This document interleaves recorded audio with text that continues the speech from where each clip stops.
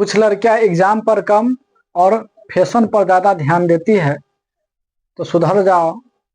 इस बार बिहार बोर्ड के द्वारा नोटिस जारी किया गया है कि कोई भी बच्चा यदि दीवार कूद कर जाता है, जब आपका एंट्री बंद हो जाता है मेन गेट, उसके बाद यदि आप प्रवेश करते हैं तो इस स्थिति में आपको 2 साल तक सस्पेंड कर दिया जाएगा। पिछली बार बिहार बोर्ड इंटर के परीक्षा में बहुत सारे बच्चों को जो ना एग्जाम से बाहर होना पड़ा है। इसका कारण है लेट, क्योंकि परीक्षा में एग्जाम सेंटर जो है ना आपका आधा घंटा पहले बंद हो जाता है। 9 बजे जो है ना परीक्षा का गेट बंद हो जाता है और आप लेट पहुंचते हैं, प्रशासन आपको नहीं जाने देता है, प्रशासन के साथ धक्का मुक्की होता है। आप कहते हैं कि हमारे साथ तो गलत हो रहा है, तो इसका जिम्मेदार प्रशासन नहीं है। आप दूरी के हिसाब से, यदि आपका घर ज्यादा दूर है तो आप पहले ही जाइए, वहीं पर रूम ले लीजिए।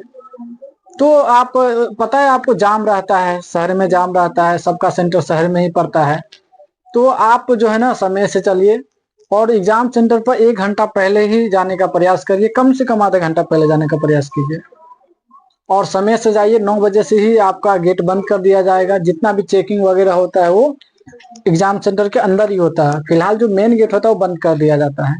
तो यदि आप जाते हैं तो कोशिश कीजिए, ये मत सोचिए कि 9 बजे से एग्जाम है, 9:30 बजे से तो 9:30 बजे तक हमको जाने देगा। वो 9 बजे ही आपका एंट्री बंद कर देगा।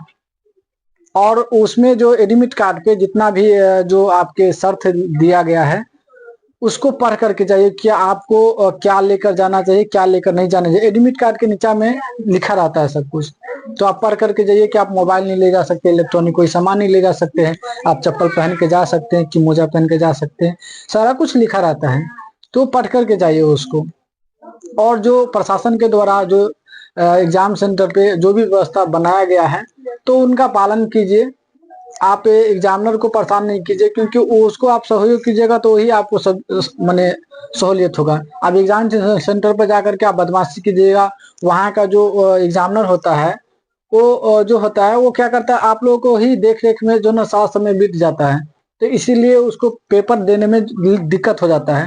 तो कोशिश कीजिए कि उसको जितना से ज्यादा फ्री करके रखे, ताकि आपका क्वेश्चन पेपर समय से मिले। ऐसा होता है कि कभी काल क्वेश्चन जो है ना आपको लेट मिलता है, 5 मिनट 10 मिनट लेट मिलता है, तो क्या करता है वो लोग दूसरे काम में व्यस्त होने की वजह से ऐसा हो जाता है। तो आप लोग वैसा नहीं कीजिए, उसको सहयोग कीजिए और समय से पेपर लीजिए और समय से एग्जाम दीजिए। समय बहुत मूल्यवान है, क्योंकि समय से पहले और समय के बाद कुछ नहीं होता है। ठीक है, राधे।